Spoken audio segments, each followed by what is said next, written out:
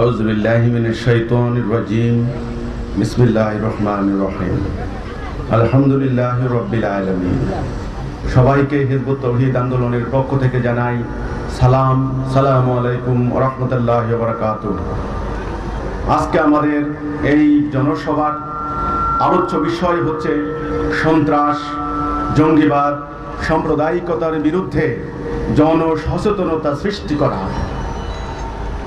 তিনটি বিষয়ের ফলাফল যদিও এক, মানুষের ক্ষতি, মানবতার বিপর্যয়। আমি সন্ত্রাস সম্পর্কে এই কথাটি বলার জন্য সন্ত্রাস বিরোধী আইন, বাংলাদেশ সরকার যে আইন করেছেন, আমি সেই বইটা নিয়ে এসেছি। এই বইটি সাধারণত উকিলরা আদালতে উপস্থাপন করেন মামলা মোকাবেলার জন্য। আমি চ্যালেঞ্জ দিতে পারি, বাংলাদেশে কোন জনগণের মধ্যে এই আইন সম্পর্কে সচেতন করার জন্য কোন আন্দোলন উদ্যোগ নেয় নাই, একমাত্র আমি নিয়েছি। আইন রচনা করা হয়, বইয়ের পাতায় আইন থাকে, জনগণ জানবে না। জনগণকে জানতে হবে আইন কাকে বলে, আইনের ভাষায় কি বলা আছে। জনগণ ধর্ম সম্পর্কে জানে না, আইন সম্পর্কে জানে না। জনগণের ঈমানকে হাইজ্যাক করা হয় বারবার, মানুষের ঈমান চেতনাকে ভুল খাতে প্রবাহিত করে সাম্প্রদায়িক দাঙ্গা সৃষ্টি করা হয়, সন্ত্রাস সৃষ্টি করা হয়, জঙ্গিবাদ সৃষ্টি করা হয়। বদনাম হয় রাষ্ট্রের, বদনাম হয় জনগণের, বদনাম হয় ধর্মের। কিভাবে ইসলামের নামে এই জঙ্গিবাদ, সন্ত্রাসবাদ চালু করে দেওয়া হলো, কারা করলো, সেই ব্যাখ্যা আমি পরে আসছি। আমি সন্ত্রাস সম্পর্কে যে কথাটি বলতে চাই, এখানে সংজ্ঞা, কেউ বাংলাদেশের অখণ্ডতা, সংহতি, নিরাপত্তা বা সার্বভৌমত্ব বিপন্ন করিবার জন্য জনসাধারণ বা জনসাধারণের কোনো একটা অংশের মধ্যে আতঙ্ক সৃষ্টির মাধ্যমে সরকার বা অন্য কোনো ব্যক্তিকে কোনো কার্য করিতে বা করা হইতে বিরত রাখিতে বাধ্য করিবার উদ্দেশ্যে ক কোনো ব্যক্তিকে হত্যা, গুরুতর আঘাত, আটক বা অপহরণ করিলে বা কোনো ব্যক্তির কোনো সম্পত্তির ক্ষতি সাধন করিলে, অথবা খ দফা ক এর উদ্দেশ্য সাধন কল্পে কোনো বিস্ফোরক দ্রব্য, দাহ্য বস্তু, আগ্নেয়াস্ত্র বা অন্য কোনো প্রকার রাসায়নিক দ্রব্য ব্যবহার করিলে বা নিজ দখলে রাখিলে তিনি সন্ত্রাসী কার্য সংগঠনের অপরাধ করিবেন। সন্ত্রাসের সংজ্ঞাগুলি কি আপনারা পেয়েছেন? এখানে কোনো ধর্মের কথা আছে, দলের কথা আছে, সরকারি দল, বিরোধী দল, আলেম ওলামা, আস্তিক নাস্তিক কোনো শব্দ আছে এখানে? যারাই জানমালের ক্ষতি করার জন্য আগ্নেয়াস্ত্র বহন করবে, মানুষের ক্ষতি করবে, তারাই সন্ত্রাসী। এই আইন, বাংলাদেশের এই সন্ত্রাস বিরোধী আইন শুধু এমনি এমনি তৈরি করা হয় নাই, আন্তর্জাতিক সমস্ত আইনকে অনুসরণ করা হয়েছে। আমি আইনকে শ্রদ্ধা করি, আইনকে অনুসরণ করি, আমি আইনকে মান্য করি। তাহলে সংজ্ঞা মোতাবেক, ডেফিনেশন মোতাবেক কারা সন্ত্রাসী, কারা সন্ত্রাস সৃষ্টি করছে, সমস্ত দুনিয়াময় সংজ্ঞা মোতাবেক যদি এই সন্ত্রাসী কার্য হয়ে থাকে, তাহলে আমেরিকার সংজ্ঞার বাহিরে নয়, মিয়ানমারের সরকার এই সংজ্ঞার বাহিরে নয়, গণতান্ত্রিক দল সংজ্ঞার বাহিরে নয়, ইসলামপন্থী দল ওই সংজ্ঞার বাহিরে নয়। কি উন্নত, কি অনুন্নত, কি উন্নয়নশীল, কি ধনী, কি দরিদ্র, খালি ইসলামের নামে করলে সন্ত্রাস আর গণতন্ত্রের নামে করলে সন্ত্রাস হবে না। আমরা যখন অন্ধ হয়ে গিয়েছি, ন্যায় অন্যায়, সত্য মিথ্যা আমাদের কাছে আজ সমান হয়ে গিয়েছে। দুনিয়া চলছে দুর্বলের উপরে সবলের অত্যাচার। এখানে যে দুর্বল তার উপরে সবাই মিলে অত্যাচার চালায়। এই অন্যায়ের নাম জাহিলিয়াত। আমরা এই অন্যায়ের প্রতিবাদ করি, এটার নাম হলো ঈমান, লা ইলাহা ইল্লাল্লাহ। আমরা মুসলমানরা, আমরা ছিলাম এক জাতি, আমাদের একজন রাসূল, আমাদের একটা কিতাব, আমরা উম্মতে মুহাম্মাদি, আমাদের এই মুসলমান জাতির মধ্যে এই সন্ত্রাসবাদের আমদানি কারা করলো? ইসলাম কি আমাদেরকে এই সন্ত্রাসবাদ শিক্ষা দিয়েছে? না বললে হবে না। তাহলে ইসলাম কি শিক্ষা দিয়েছে? 2 নাম্বার পয়েন্ট, জঙ্গিবাদ। আমি সন্ত্রাসবাদ নিয়ে বললাম, আশা করি আপনারা বুঝেছেন সংজ্ঞা মোতাবেক সন্ত্রাস কি জিনিস। 2 নাম্বার, জঙ্গিবাদ। এই জঙ্গিবাদ শব্দটি এই উপমহাদেশে চলে। আফগানিস্তান, ভারত, পাকিস্তান, ইরান, বাংলাদেশ, আমার মনে হয় এর বাহিরে জঙ্গিবাদ শব্দের সঙ্গে মানুষ পরিচিত নন। এটা ইসলামের সঙ্গে লাগিয়ে দেওয়া হয়েছে কেন? কিভাবে জঙ্গিবাদ ইসলামের সঙ্গে সংযুক্ত হলো? কারা করলো? জং শব্দের অর্থ হলো যুদ্ধ। জঙ্গি মানে হলো যারা যুদ্ধ করে তারা হচ্ছে জঙ্গি। আর এই যুদ্ধ উন্মাদনা সৃষ্টি করে দিয়ে মানুষের সমাজে অশান্তি সৃষ্টি করার নামই হলো জঙ্গিবাদ। এখন বলুন, বিশ্বে এই মুহূর্তে যুদ্ধ কে করছে? সবাই তো করছে। মুসলমানদের নাম দিয়ে দেওয়া হলো জঙ্গিবাদ। কারা সৃষ্টি করলো এই জঙ্গিবাদ? কোত্থেকে আমদানি হলো? কারা একে প্রমোট করছে? অর্থ দিয়ে, অস্ত্র দিয়ে, গোয়েন্দা তথ্য দিয়ে জঙ্গিবাদকে দুনিয়াময় চালু করে দিয়েছে কারা? এটা কি আমার ইসলাম থেকে সৃষ্টি হয়েছে? আমার রাসূল এই সন্ত্রাসী কর্মকাণ্ড শিক্ষা দিয়েছেন? নো, না বললে হবে না। ইসলামের নামে এখন এটা চালু করে দেওয়া হয়েছে। দুনিয়াময় প্রচারণা চলছে মুসলমান জঙ্গি, মুসলমান সন্ত্রাসী, মুসলমান খারাপ, মুসলমান অসভ্য, দুনিয়াময় চলছে। আপনি না বললে হবে না। কাজেই হাঁটা কি হবে? 3 নাম্বার পয়েন্ট, সাম্প্রদায়িকতা। এটা বোঝার জন্য কোনো বড় বিদ্যা বুদ্ধি লাগে না। সম্প্রদায়ের মধ্যে আন্তঃধর্মীয় সম্পর্ক বিনষ্ট করার জন্য, সাম্প্রদায়িক সম্প্রীতি, ভ্রাতৃত্ববোধ, সৌহার্দ্যপূর্ণ সম্পর্ক ধ্বংস করে দেওয়ার জন্য যারা বিভিন্ন সম্প্রদায়ের মধ্যে দাঙ্গা হাঙ্গামা সৃষ্টি করে, এটার নামই হলো সাম্প্রদায়িকতা। নাকি বিদ্বেষ সৃষ্টি করে, ঘৃণার বিস্তার ঘটায়, এটার নামই হচ্ছে সাম্প্রদায়িকতা। তাহলে আজকে সারা বাংলাদেশ, সারা দুনিয়ায় এই যে সাম্প্রদায়িক দাঙ্গা চলছে, এটা কি ইসলামের শিক্ষা? এটা কি আল্লাহ রাসূল শিক্ষা দিয়েছেন? এটা কি কোরআনের নির্দেশনা? এটা কি হাদিসের নির্দেশনা? তাহলে মুসলমানদেরকে সাম্প্রদায়িক বলে গালি দেওয়া হচ্ছে কেন? কি কারণ? আমরা সাম্প্রদায়িক সম্প্রীতি বিনষ্টের কারণ কোন জায়গায় ঘটাচ্ছি, কেন ঘটাচ্ছি, এর পরিণতি কি, ইত্যাদি নিয়ে আজকে আমাদেরকে কথা বলতে হবে। মিয়ানমারের বৌদ্ধরা বলল মুসলমানরা খারাপ, মুসলমানরা থাকলে আমাদের মিয়ানমারের উন্নতি হবে না। বাস শুরু করলো এবার হত্যা, নির্যাতন, ধর্মের নামে উন্মাদনা চালিয়ে দিয়ে বৌদ্ধ ধর্মের অনুসারীরা মুসলমানদের উপর হামলা করলো। অথচ বৌদ্ধের শিক্ষা কিন্তু এটা ছিল না। ছিল নাকি? যারা এই ধরনের ধর্মকে ব্যবহার করে উন্মাদনা সৃষ্টি করে, আমরা বিশ্বাস করি তারা প্রকৃত ধার্মিক নয়, প্রকৃতপক্ষে মহামানবদের অনুসারী নয়। তারা কৃষ্ণের অনুসারী নয়, বৌদ্ধের অনুসারী নয়, মুহাম্মদের অনুসারী নয়, যিশু মানে ঈসা আলাইহিস সালামের অনুসারী নয়। এ তো হলো বৌদ্ধ। খ্রিস্টানরা কি করলো? 500 বছর ইহুদিদের উপর, মুসলমানদের উপর তারা অত্যাচার চালালো। ইউরোপ, আমেরিকায় একটা শব্দ আবিষ্কার হলো, পোগ্রম, অর্গানাইজড কিলিং, সম্মিলিতভাবে হত্যা। ডিকশনারি খুলে দেখুন, শব্দটার নাম হলো পোগ্রম। এই যে শব্দ আবিষ্কার হলো কেন? খ্রিস্টানরা দল বেঁধে ইহুদিদের হামলা করত, তাদের নারীদেরকে ধর্ষণ করত। ভারতে গত পরশু আমি দেখলাম এক লোক গরু নিয়ে যাচ্ছে, গো রক্ষা কমিটি তাকে হত্যা করলো যে তুমি গরু জবাই করবা কেন? এই জন্য আমি দেখতে পাচ্ছি ফিলিস্তিন, সেখানে ইহুদিবাদকে উস্কে দিয়ে 70 বছর থেকে মুসলমানদের উপর অত্যাচার চালানো হচ্ছে। বলা হচ্ছে এটা নাকি তাদের ধর্মীয় কর্তব্য। তাহলে পৃথিবীতে ধর্মীয় উন্মাদনা সৃষ্টি করে দিয়ে মুসলমান মারছে অন্য জাতিকে, অন্য জাতি মারছে মুসলমানকে, বৌদ্ধ মারছে খ্রিস্টানকে, খ্রিস্টান মারছে মুসলমানকে, ইয়াহুদি মারছে খ্রিস্টানকে, খ্রিস্টান মারছে ইয়াহুদিকে।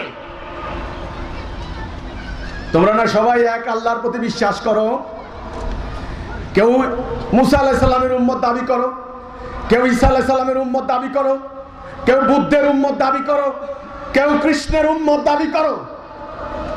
আমি পরিষ্কার বলতে চাই, তোমরা সবাই মিলে যেইভাবে মানবতাকে বিধ্বংস করে চলেছ, তোমাদের সকলের ধর্ম পরিচয় মিথ্যা মিথ্যা। তোমাদের ভগবান ঈশ্বর আল্লাহ গড তোমাদের প্রতি প্রসন্ন হবেন না। হেভেন, স্বর্গ, জান্নাত, নো, নেভার, কখনো না। যেই মানবতাকে উঠানোর জন্য, মানবতাকে প্রতিষ্ঠা করার জন্য মহামানবদের আবির্ভাব হয়েছে, সেই মানবতাকে ধ্বংস করে দিয়ে তোমরা কার সান্নিধ্য পাবে? কাজেই অন্যরা সেটা করতে পারে, আমি যুক্তির খাতিরে ধরলাম, কারণ তাদের কাছে সর্বশেষ কেতাব আসে নাই, তাদের কাছে একজন গাইডলাইন আসে নাই। তাদের কারো কারো ধর্ম হাজার হাজার বছরের প্রাচীন, কোনোটা লক্ষ লক্ষ বছরের প্রাচীন।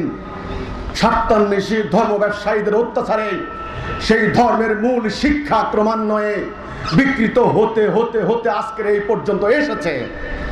কিন্তু মুসলমান কি করে সন্ত্রাসী হয়? মুসলমান কি করে সাম্প্রদায়িক হয়? মুসলমান কি করে জঙ্গিবাদী হয়? মুসলমান কি করে অযৌক্তিক কর্মকাণ্ডে লিপ্ত হয়? মুসলমান এটা হতে পারে না। আমরা বলেছি, আমাদের সরকারকে আমরা প্রস্তাব দিয়েছি, মাননীয় সরকার, আজকে সারা পৃথিবীতে ধর্মের নামে যে জঙ্গিবাদ সৃষ্টি করা হচ্ছে, সাম্প্রদায়িক দাঙ্গা সৃষ্টি করা হচ্ছে, এটা শুধুমাত্র শক্তি দিয়ে পারবেন না। শক্তি লাগবে, শক্তির পাশাপাশি একটা আদর্শ লাগবে। সেটা কোন আদর্শ? এমন একটা আদর্শ, যেই আদর্শ অধিকাংশ ধর্মবিশ্বাসী মানুষকে বুঝাতে হবে কোনটা ধর্ম, কোনটা অধর্ম, কোনটা আল্লাহ রসুলের নির্দেশ, কোনটা আল্লাহ রসুলের নিষেধ, কোনটা সওয়াবের কাজ, কোনটা গুনাহের কাজ, কোনটা করলে পরকালে মুক্তি পাবে, কোনটা করলে পরকালে জাহান্নামে যেতে হবে। এই জ্ঞান মানুষকে দিতে হবে। ধর্মকে অস্বীকার করতে পারবেন না। গত কয়েক শতাব্দী ধরে ধর্মবিশ্বাসকে মুছে ফেলানোর জন্য বহু চেষ্টা করা হয়েছে। মানুষের ভিতর থেকে আল্লাহর প্রতি বিশ্বাস, রসুলের প্রতি বিশ্বাস ভুলিয়ে দেওয়ার জন্য চেষ্টা করা হয়েছে, কিন্তু ব্যর্থ হয়েছে তারা। কাজেই এক নাম্বার রাস্তা বন্ধ, মানুষের ঈমানকে ভুলাই দিতে পারবেন না। দুই নাম্বার, অবজ্ঞা করতে পারবেন না। কি রকম অবজ্ঞা? ইদানিং এক শ্রেণীর শিক্ষিত লোক গজিয়েছেন, বলে কি, এই ধর্ম, এই ধর্ম টর্ম এগুলি খুব খারাপ, এগুলি খুব নিম্ন শ্রেণীর চিন্তা ভাবনা। আধুনিক জ্ঞান বিজ্ঞানে সমৃদ্ধ মানুষ ধর্ম নিয়ে চিন্তা করে না মিয়া। ধর্ম করো, বুড়ো হলে ধর্ম করো। ধর্মবাদ মানে ধর্মকে অবজ্ঞা করে ফেলে রাখতে পারবেন না। ফল কি হবে জানেন? ওই যে মোড়ায় মোড়ে, পাড়ায় পাড়ায়, মহল্লায় মহল্লায় ধর্ম ব্যবসায়ী শ্রেণী মানুষের ঈমানকে হাইজ্যাক করে নিয়ে জাতি বিনাশী কর্মকাণ্ড ঘটাবে। তখন কি করবেন? হাজার হাজার আইন শৃঙ্খলা বাহিনী নিয়োগ করেও পারবেন না। কাজেই ধর্মবিশ্বাসকে অবজ্ঞা করতে পারবেন না, অস্বীকার করতে পারবেন না। তাহলে এখন কি করবেন? এই মানুষকে তো সওয়াবের কথা বলে, আল্লাহর আদেশের কথা বলে উত্তেজিত উন্মাদনা সৃষ্টি করে দেওয়া হয়, তারপর মানুষের বাড়ি ঘরে হামলা চালানো হয়। এখন করণীয় কি? আমরা সরকারের কাছে সেই প্রস্তাব তুলে ধরেছি, লিখিতভাবে সেমিনার করে, সভা করে, সমাবেশ করে বিভিন্ন উপায়ে আমরা তুলে ধরেছি। সরকার কতটুকু চিন্তা করেছেন আমরা জানি না। পরবর্তী কর্তব্য হচ্ছে আমাদের এই জনগণকে নিয়ে আমরা কাজ করছি, জনগণকে আমরা বুঝাচ্ছি। অন্তত জনগণ যদি বুঝতে পারেন, তাহলে এই জাতি বিনাশী কর্মকাণ্ডে তারা আর লিপ্ত হবেন না। গত সপ্তাহে রংপুরে হিন্দুদের বাড়িতে হামলা চালানো হলো, তাদের বাড়ি ঘরে আগুন দিয়ে জ্বালিয়ে দেওয়া হলো। এরও কয়েক মাস আগে ব্রাহ্মণবাড়িয়ায় নাসিরনগরে হামলা চালানো হলো। সেখানে হিন্দুদের বাড়ি ঘরে আক্রমণ চালানো হলো, আগুন দিয়ে জ্বালিয়ে দেওয়া হলো, লুটপাট চালানো হলো। তারও আগে কক্সবাজারের রামুতে বৌদ্ধ মন্দিরে হামলা চালানো হলো। হামলার উৎসটা কি? হামলার উৎস হচ্ছে ফেসবুক। ফেসবুকে আপত্তিকর, ধর্ম অবমাননাকর কে কখন কিভাবে একটা পোস্ট দিয়েছে আল্লাহ রসুলকে গালাগালি করে, সেই পোস্টকে, সেই ফেসবুকের প্রচারণাকে অবলম্বন করে হাজার হাজার মানুষ গিয়ে অন্য ধর্মের বাড়িতে হামলা চালানো, এটা কি ইসলাম সম্মত? এটা কি শরীয়ত সম্মত? এভাবে মুসলমানরা কাজ করতে পারে? পারে না। আল্লাহ রসুলকে গালাগালি করলে কোনো মুমিন মুসলমান সহ্য করতে পারবে না। পারবে? যার ভিতরে ন্যূনতম ঈমান রয়েছে, আমার রসুলকে, আমার রসুলের ইজ্জত রক্ষার জন্য আমি জীবন দেওয়ার জন্য প্রস্তুত, আমার সেই রসুলকে যখন কেউ গালি দেয় আমার রক্তে তখন আগুন ধরে যায়। কিন্তু এই আগুন যেখানে সেখানে তো লাগিয়ে দিলে হবে না, আগুন নিয়ন্ত্রণ করতে হবে। কাজেই আল্লাহ রসুলকে গালি দিলে, কোরআনকে অবমাননা করলে মুসলমানদের কি করণীয়, কি কর্তব্য, এই ক্ষেত্রে আল্লাহর নির্দেশ কি, রাসূলুল্লাহর আমল কি, ইত্যাদি মুসলমানদের অনুসরণ করা উচিত নয় কি?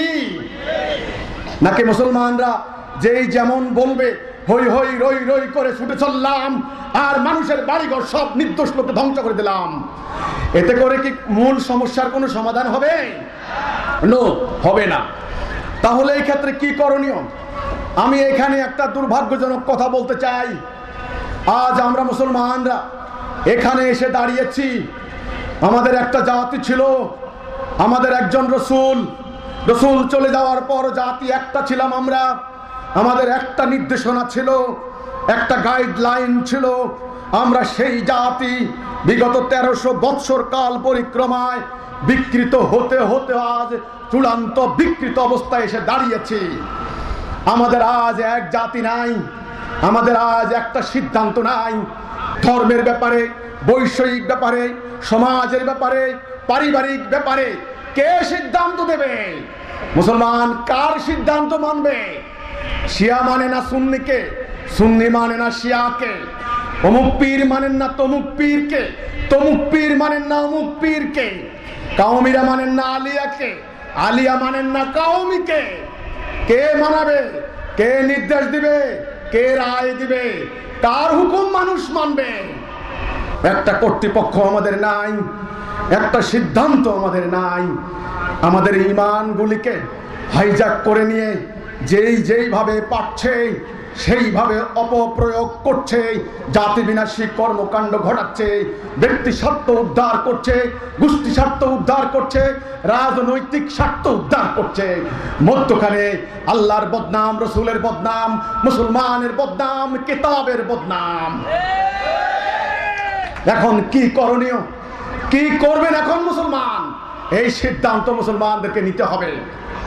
সারা দুনিয়া জোড়া মুসলমানদের বিরুদ্ধে একটা প্রোপাগান্ডা চালিয়ে দেওয়া হয়েছে সম্মিলিতভাবে।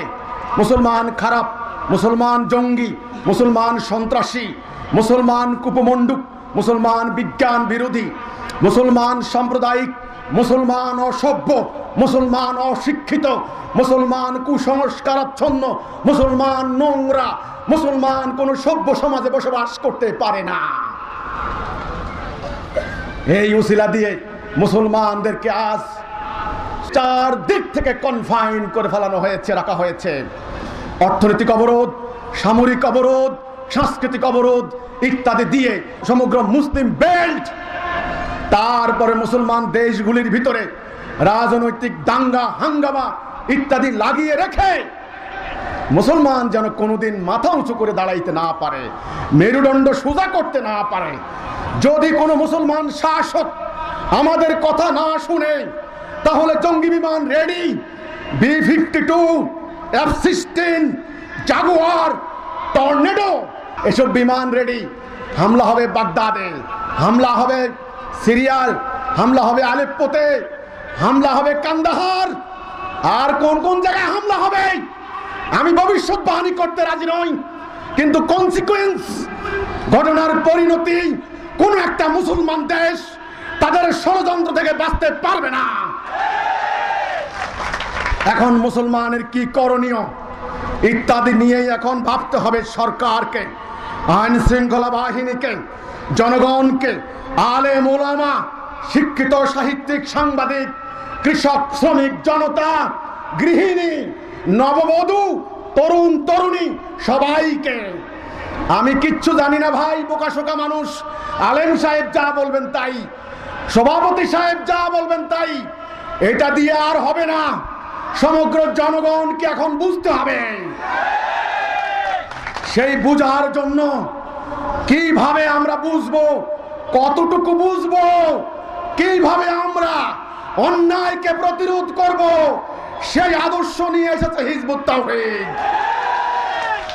আল্লাহ রসুলকে গালি দিলে আমরা কি করব? আমরা কি উত্তেজিত হয়ে ভাঙচুর চালাবো? না। এই ক্ষেত্রে করণীয় হচ্ছে এই, মুসলমানদেরকে বুঝতে হবে ফেসবুকে সহ অন্য অন্য জায়গায় একটা উস্কানি তারা সৃষ্টি করতে চায়। তারা চায় দেশে একটা সন্ত্রাস হোক, একটা দাঙ্গা হোক, তারা চায়। আমরা কি তাদের এই চাওয়াকে পূর্ণ করব? এক নাম্বার। দুই নাম্বার, ফেসবুক আমি 100% বিশ্বাস করি না। আদালতে গিয়ে দেখুন, সুপ্রিম কোর্ট, হাইকোর্ট ফেসবুকের কোনো তথ্য উপস্থাপন করে আদালতে মামলায় জিতে আসতে পারেন কিনা দেখি, জিতবেন কিনা। তাহলে আদালতে যে ফেসবুকের তথ্য কোনো মূল্য নাই, আমি বিশ্বাস করি না। কারণ ওখানে ফেক আইডি চলে, নাম হচ্ছে কলিমউদ্দিন, নাম রাখে সলিমউদ্দিন। ফেসবুক চালায় পুরুষ, ফটো দিয়ে রাখছে মেয়ে মানুষের। তাহলে এ ফেসবুকের তথ্য নিয়ে দাঙ্গা সৃষ্টি করা কি মুসলমানের উচিত? যেখানে আল্লাহ মুসলমানদেরকে বললেন পবিত্র কোরআনে সূরা হুজরাতের 6 নম্বর আয়াত, ইয়া আইয়ুহাল্লাযিনা আমানু, হে মুমিনগণ। অ্যাড্রেস করছেন কাকে? হে মুমিনগণ, কোন পাপাসারি যদি তোমাদের কাছে কোনো সংবাদ নিয়ে আসে, তোমরা সেটা যাচাই বাছাই করে দেখো। যাচাই বাছাই করে দেখার পর তোমরা যদি যাচাই বাছাই না করো, তবে তোমাদের অজ্ঞাত সারে তোমরা অন্য সম্প্রদায়ের ক্ষতি করে ফেলতে পারো। পরবর্তীতে এইটার জন্য তোমাদেরকে পস্তানো লাগতে পারে। কি সুন্দর নীতিমালা আল্লাহ দিয়েছেন মুমিনদেরকে। মুমিনরা কি ফেসবুক ধরে সন্ত্রাস সৃষ্টি করতে পারে? না। তাহলে এই ক্ষেত্রে কি করণীয়? এই ক্ষেত্রে করণীয় হচ্ছে এই, যথাসম্ভব এসব গালাগালিকে অ্যাভয়েড করা এবং তারা ইসলামকে টার্গেট করে যে সমস্ত বানোয়াট কথা চালু করে দেয়, সেই সমস্ত কথার যৌক্তিক জবাব দেওয়া এক নাম্বার। কারণ মনে রাখতে হবে, আল্লাহ রসুলকে গালাগালি, কোরআনকে গালাগালি আজকে নতুন নয়। আবু জেহেল, আবু লাহাব থেকে শুরু করে আজ পর্যন্ত দুনিয়াময় চলছে সত্যের বিরুদ্ধে মিথ্যার প্রপাগান্ডা। পাগল, গণক, কবি, জাদুকর আমার রসুলকে বলা হয়েছে, বলে নাই? শেষ পর্যন্ত তারা উহুদ, খন্দক, হুনায়ুন, তারা যুদ্ধ পর্যন্ত করেছে রাসূলুল্লাহর বিরুদ্ধে, কিন্তু তারা সত্যের আলোকে নির্বাপিত করতে পেরেছে? পারে নাই। এটা হলো ধরে রাখতে হবে আমাদেরকে। মিথ্যার ধারকরা, শিরিক কুফরের ধারকরা, তাগুতরা, আল্লাহর শত্রুরা, তারা রসুলকে গালি দিবে, স্বাভাবিক কথা। এই ক্ষেত্রে আমাদের উচিত হবে মাথা গরম না করে এর যথাযথ যৌক্তিক জবাব দেওয়া। দুই নাম্বার, নিজেরা আল্লাহর তৌহিদে সত্যের মধ্যে ঐক্যবদ্ধ হওয়া। লা ইলাহা ইল্লাল্লাহ মুহাম্মাদুর রাসূলুল্লাহ, এই কথার উপরে মুসলমানরা ঐক্যবদ্ধ হবে। আমার রসুল পাক সাল্লাল্লাহু আলাইহি ওয়াসাল্লাম আখিরি নবী, বিশ্ব নবী, যিনি রাহমাতাল লিল আলামিন, আল্লাহ রাব্বুল আলামিন 1,24,000 কি 2,24,000 নবী রাসূল পাঠিয়েছেন মানব জাতিকে সত্যের পথে, তাওহীদের পথে, হিদায়ার পথে ঐক্যবদ্ধ করার জন্য। নবী রাসূল আগমনের ধারাবাহিকতায় শেষ নবী হুজুরে আকরাম সাল্লাল্লাহু আলাইহি ওয়াসাল্লাম, তিনি এসে মক্কার ওই আরবের আইএমএ জাহিলিয়াতের মানুষগুলিকে ঐক্যবদ্ধ করলেন কোন কথার উপরে? লা ইলাহা ইল্লাল্লাহ মুহাম্মাদুর রাসূলুল্লাহ। আল্লাহর হুকুম ছাড়া কারো হুকুম মানব না। আল্লাহ রাসূল মক্কার মধ্যে কি পরিবর্তন আনলেন, আরবের কি পরিবর্তন আনলেন? এই তাওহীদ দিয়ে, ঈমান দিয়ে। এটা মুসলমানদেরকে বুঝতে হবে, মুসলমানদেরকে সেটাও বুঝতে হবে আমরা কোন ইসলামে ছিলাম, আমরা কোন জাতি ছিলাম, আমরা কোন নবীর উম্মত ছিলাম, আমাদের জীবন বিধান কি ছিল, আমাদের রাস্তা কি ছিল, আমাদের কর্মসূচি কি ছিল, আজকে আমরা কোথায় এসেছি, এটা মুসলমানদেরকে আগে মূল্যায়ন করতে হবে। যদি মুসলমানরা এই মূল্যায়ন সঠিকভাবে করতে পারে, তাহলে এই সমস্ত গালাগালি জবাব দেওয়ার জন্য আর দাঙ্গা হাঙ্গামা সৃষ্টির প্রয়োজন হবে না। মুসলমানদের মধ্যে অর্ধ দুনিয়া, সেই আটলান্টিকের তীর থেকে ইন্দোনেশিয়া পর্যন্ত মুসলমানদের ভিতরে হিন্দু সম্প্রদায় ছিলেন না, খ্রিস্টান ছিলেন না, বৌদ্ধরা ছিল না, ইহুদিরা ছিল না। ইতিহাস ঘেটে দেখুন, মুসলমানরা কারো মন্দিরে, কারো গির্জায়, কারো সিনাগগে, কারো প্যাগোডায় মুসলমানরা কি আগুন দিয়েছে? অন্য ধর্মের সম্পত্তি লুট করেছে? না, প্রকৃত ইসলাম সেটা করে নাই, রাসূলের সাহাবীরা করে নাই। এমন নজির কেউ দেখাইতে পারবেন না যে আমার রাসূল, রাসূলের সাহাবীরা কিভাবে মানুষের মানবাধিকার প্রতিষ্ঠা করেছেন, অন্য ধর্মের ধর্মীয় স্বাধীনতা রক্ষা করেছেন, ধর্মের উপাসনালয় রক্ষা করেছেন, ধর্মগুরুদেরকে কি করে ইজ্জত দিয়েছেন, সম্মান দিয়েছেন, অন্য ধর্মের লোকদের জান মালকে হেফাজত করেছেন। আমি শত শত ঘটনা দেখাতে পারবো। এই শত শত ঘটনার স্বর্ণাক্ষরে লিখিত আছে হাদিস এবং রাসূলুল্লাহর সিরাত গ্রন্থগুলিতে। তারপরে কি হলো শুনুন। 100 বছর পর ঘটলো এক দুর্ভাগ্যজনক ঘটনা। আমরা আল্লাহ রাসূলের সেই আদর্শ ত্যাগ করলাম, সেই হেদায়াত ত্যাগ করলাম, সেই তাওহীদ ত্যাগ করলাম। বিগত 1300 বছরের কাল পরিক্রমায় একে একে ধীরে ধীরে ধীরে ধীরে আল্লাহ রাসূলের সেই প্রকৃত ইসলাম, সেই মানবতার ইসলাম, সেই সাম্যের ইসলাম, সেই মুক্তির ইসলাম, সেই মানবতা প্রতিষ্ঠার ইসলাম আমরা বাদ দিয়েছি। যে ইসলাম মানুষকে মানুষ বানাতে শিখায়, যে ইসলাম শত্রুকে ভাই বানায়, যে ইসলাম শত্রুকে বন্ধু বানায়, রুহামাউ বাইনাকুম, কোরআনে আল্লাহ বলেছেন, দয়ায় মায়ায় ভ্রাতৃত্বে ঐক্যে শৃঙ্খলায় পূর্ণ করে, আমরা সেই ইসলাম হারিয়েছি। তাহলে আমরা এখন এই চর্চা কোথা পেলাম? দুর্ভাগ্যজনক ঘটনা, যখন আমরা কর্মসূচি বাদ দিলাম, আমরা ঐক্য নষ্ট করলাম, বিশৃঙ্খল হলাম, হানাহানি করলাম, আমরা গোলাম হয়ে গেলাম। ইউরোপিয়ানরা এসে আমাদেরকে গোলাম বানালো। তারা একটা বিকৃত শিক্ষা ব্যবস্থা প্রবর্তন করলো। তারা ষড়যন্ত্র করে একটা বিকৃত ইসলাম আমাদেরকে শিক্ষা দিল, যেখানে সাম্প্রদায়িক দাঙ্গাকে উস্কানি দেওয়া হয়। কিন্তু আল্লাহ রাসূলের ইসলাম সেটা ছিল না। আমরা মুসলমানরা যথেষ্ট আমরা অনৈক্য করেছি, ছোট্ট খাট্ট জায়েজ না জায়েজ বিষয় নিয়ে, সুন্নত নফল নিয়ে অনেক মারামারি করেছি। আর না, নবী করিম সাল্লাল্লাহু আলাইহি ওয়াসাল্লাম নূরের তৈরি নাকি মাটির তৈরি, দোয়াল্লিন হবে নাকি জোয়াল্লিন হবে, আল্লাহর আকার আছে নাকি নিরাকার, ইত্যাদি, মাইকে আজান দেওয়া জায়েজ নাকি না জায়েজ, ইত্যাদি ছোট্টখাট্ট বহু বিষয় নিয়ে আমরা নিজেরা তর্ক বাহাস মারামারি করতে করতে দুর্বল হয়ে গিয়েছি। আর আমাদের জনগণের ইমানকে হাইজ্যাক করে নিয়ে এইবার যেদিকে পাচ্ছে সেদিকে তারা ব্যবহার করছে। সাম্রাজ্যবাদীরা ব্যবহার করছে, জঙ্গিবাদ নামক ইস্যু সৃষ্টি করে দিয়ে কোরআনের আয়াত দেখানো হয়, হাদিস দেখানো হয়, তুমি মুসলমান, তুমি কিতাল করবে না, এই যে দেখো কিতালের আয়াত, ওখানে বোম মারো, বাস কিতাল করছে আল্লাহ সওয়াবের আশায়। কিন্তু কখন কিতাল হবে, কিভাবে হবে, কারা করবে, এই হুকুম কে দিতে পারে, ইত্যাদি সামগ্রিক আকীদা আজকে মুসলমানদের মধ্যে জানা নেই। আমার কথা হচ্ছে, এই ফেসবুকের এই উসিলা ধরে তাণ্ডব সৃষ্টি করে দেওয়া মুসলমানদের ঠিক নয়, এটা উচিত হবে না। হিজবুত তাওহীদ আন্দোলন গত 22 বছর থেকে আমরা আন্দোলন করে যাচ্ছি, সম্পূর্ণ অরাজনৈতিক আন্দোলন।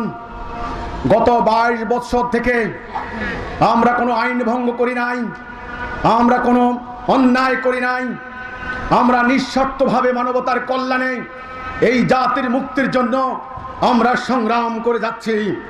এই সংগ্রাম করা এটা একদিকে আমাদের যেমন মানবাধিকার, সাংবিধানিক অধিকার, একজন মুসলমান হিসেবে আমার এটা ঈমানি কর্তব্য।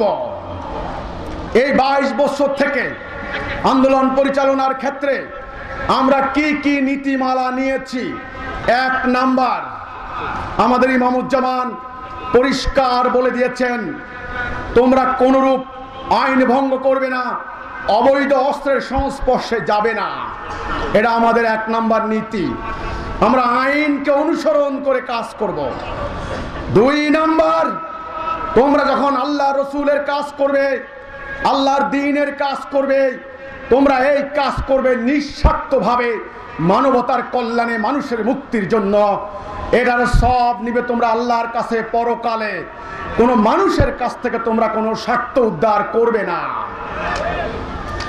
3 নাম্বার, তোমরা কোনো অবৈধ উপায়ে রোজগার করবে না, কারণ যার শরীরের ভিতরে হারাম রোজগারের রক্ত রয়েছে তার ইবাদত আল্লাহ কবুল করেন না। আমার রসুল কষ্ট করেছেন, সাহাবায়ে কেরাম কষ্ট করেছেন, কিন্তু হারাম রোজগার করেন নাই, করেছেন? আমাদের ইমামুজ্জামান আমাদের নীতি ঠিক করে দিয়েছেন, তোমরা হারাম উপায়ে রোজগার করবে না। 3 নাম্বার। 4 নাম্বার, এই যে দুনিয়া জোড়া স্বার্থের রাজনীতি, ধান্দাবাজের রাজনীতি, হানাহানির রাজনীতি, এই রাজনীতি আল্লাহ রসুল শেখায় নাই। এটা আমার আল্লাহর নির্দেশনা নয়, এটা ব্রিটিশ সাম্রাজ্যবাদীদের শিক্ষা। এই স্বার্থের রাজনীতিতে তোমরা কোনোদিন সম্পৃক্ত হবে না। আমরা হিজবুত তাওহীদ চেষ্টা করছি অক্ষরে অক্ষরে এই নীতি অনুসরণ করতে।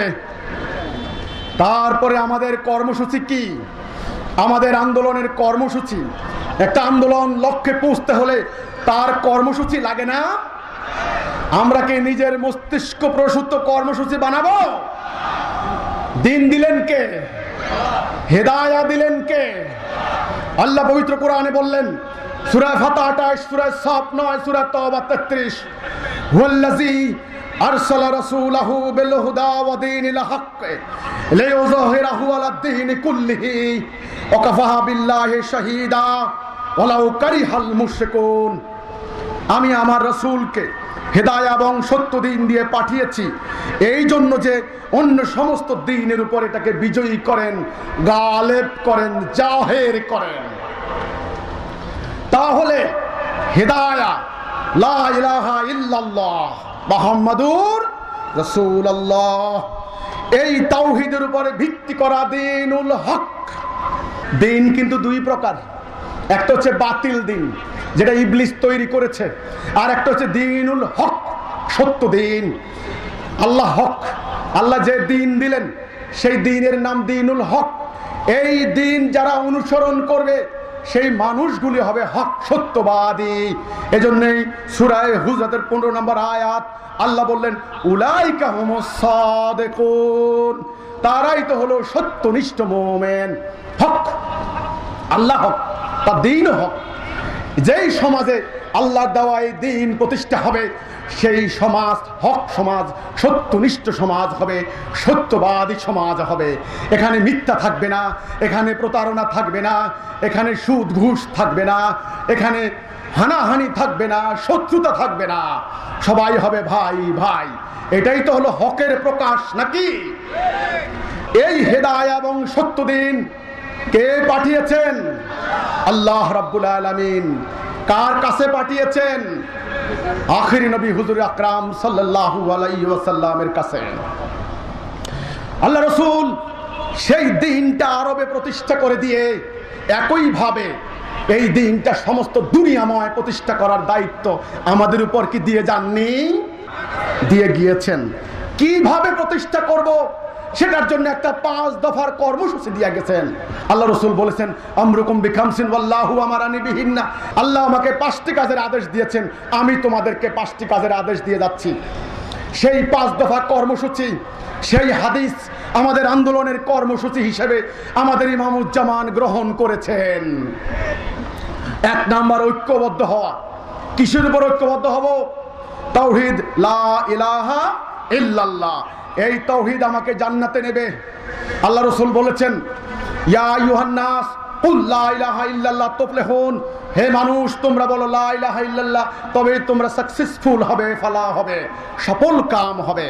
ফাদা খালাল জান্নাহ, যে বলল লা ইলাহা ইল্লাল্লাহ সে জান্নাত যাবে। তাহলে জান্নাত যাবে কি দিয়ে? লা ইলাহা ইল্লাল্লাহ। দুনিয়াতে শান্তি আসবে কি দিয়ে? লা ইলাহা ইল্লাল্লাহ। অন্য কিছু দিয়ে আর শান্তি আসবে না। শান্তির জন্য জাতিসংঘ করা হয়েছে, শান্তি আসে নাই। শান্তির জন্য আইন শৃঙ্খলা বাহিনী বানানো হচ্ছে, নতুন নতুন প্রযুক্তিতে সমৃদ্ধ করা হচ্ছে, নতুন নতুন আইন বানানো হচ্ছে, আইনকে কঠোর থেকে কঠোরতর করা হচ্ছে, কিন্তু শান্তি আনতে পারে নাই। পেরেছে? নো। মানুষের সৃষ্টিকর্তা কে? আল্লাহ।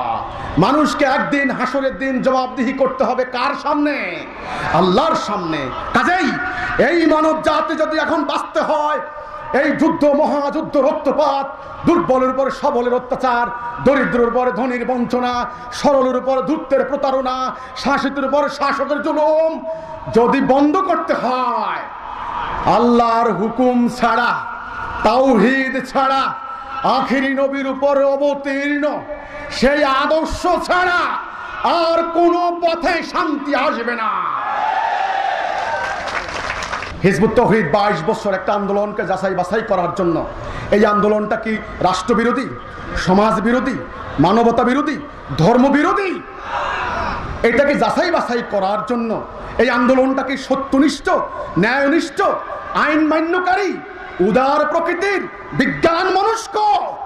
এটা বুঝার জন্য কয় বছর লাগে? 22 বছর। সরকারের কেন্দ্রীয় পর্যায় থেকে শুরু করে থানা লেভেল পর্যন্ত সিআইডি, এসবি, এনএসআই, ডিজিএফআই, কোন গোয়েন্দা সংস্থা বাদ নাই। তন্ন তন্ন করে যাচাই বাছাই করেছেন। 5 শতাধিক তদন্ত প্রতিবেদন জমা দিয়েছেন আদালতে। এই প্রতিবেদনের বই আমি আনতে চেয়েছিলাম। আমি চ্যালেঞ্জ দিচ্ছি, বাংলার মাটিতে দ্বিতীয় কোনো আন্দোলন নাই যাদের ব্যাপারে আগা থেকে গোড়া পর্যন্ত, নেতা থেকে শুরু করে কর্মী পর্যন্ত এইভাবে তদন্ত হয়েছে। তারপরে এত সন্দেহ কেন? ওয়াই? সন্দেহ তারা সৃষ্টি করে দিয়েছে। ইসলামের কথা বলে, ইসলাম যে বলে সেই খারাপ। আরে মিয়া, ইসলাম মানে জঙ্গি। আজকে জঙ্গি না, কালকে তো জঙ্গি হতেও পারে। কাজেই সাবধান। অনুমতি দিবেন না, কাজ করার সুযোগ দিবেন না, তাহলে অসুবিধা আছে না। তাহলে ডাইন হাত বাম হাত এক হয়ে যেত, সাদা কালো এক হয়ে যেত। আমাদের সন্দেহ করার কোনো কারণ নাই।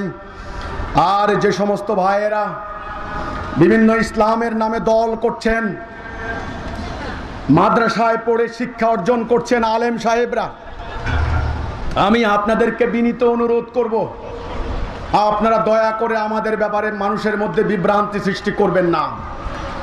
আমাদের আমলের ঘাটতি থাকতে পারে, আমি স্বীকার করি। আমাদের সুন্নত নফলের অনুসরণ করার ক্ষেত্রে ঘাটতি থাকতে পারে, আমি স্বীকার করছি।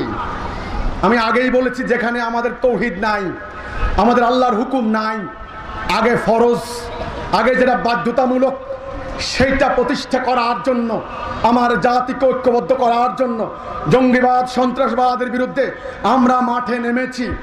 আমাদের এই কাজ আপনাদের দৃষ্টিতে এটা কি সওয়াবের কাজ নয়? সিদ্ধান্ত নিতে কষ্ট হয়। এটা তো ইসলাম না। ইসলামের সিদ্ধান্ত নেওয়া সহজ, কোনটা করব কোনটা করব না, এই সিদ্ধান্তহীনতায় আমরা ভুগেছি। এজন্য 1971 সালে সমস্ত আলেমরা আমরা ঐক্যবদ্ধ হতে পারি নাই। আমরা কি পাকিস্তানিদেরকে বিরোধিতা করব না সহযোগিতা করব? এজন্য কেউ সহযোগিতা করেছে, কেউ বিরোধিতা করেছে। আজ পর্যন্ত যারা অনেক মুক্তিযুদ্ধকে আমি শুনেছি, এই আলেমদেরকে বলে এরা হচ্ছে মুক্তিযুদ্ধের বিরোধী শক্তি। কেন? একথা বলবে কেন? জঙ্গিবাদ যখন সৃষ্টি হলো, আমি কিছু কিছু পত্রিকায় দেখেছি জঙ্গিবাদ শব্দটা লেখে না, অন্য শব্দ লেখে, ঘুরে ঘুরে লেখে। অনেক জায়গায় দেখেছি জঙ্গিবাদের বিরুদ্ধে কথা বলে না। তাহলে আপনারা ন্যায় অন্যায় স্পষ্ট করুন, অন্যায়ের বিরুদ্ধে দাঁড়ান, এটা ইসলাম। কিন্তু এই কথা বলবেন না। কথা ভালো, মতলব খারাপ। কি খারাপ দেখছেন মতলবের? কি করেছি? হাজার হাজার তরুণ তরুণী লক্ষ কোটি কোটি টাকা খরচ করে, সোনা দানা বিক্রি করে, জায়গা জমি গাছপালা গবাদি পশু বিক্রি করে এই জাতির কল্যাণে আমরা অবদান রাখছি। অর্থনৈতিক হিসাবে কয় হাজার কোটি টাকা আমাদেরকে দিবেন। জাতির কল্যাণে এইরকম অবদান আপনারা কেউ দেখাতে পারবেন?